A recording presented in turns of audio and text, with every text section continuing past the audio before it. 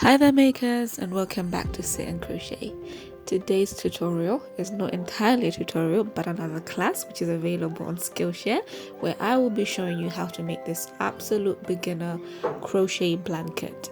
It is made from that favorite stitch of mine, the half double slip stitch, and we add some tassels just to give a little bit of attitude. It is perfect for the absolute beginner and it will be done before you know it. This crochet blanket can be made in any size that you want, so be sure to enroll. Find the link in the description box below and it should take you right on to the class. The class does come with free PDF patterns, so be sure to take advantage of that. If you enroll today and get 1 month for free, it means you will get 4 free PDF patterns for an entire month. So why don't you take advantage of that and let me see you in class.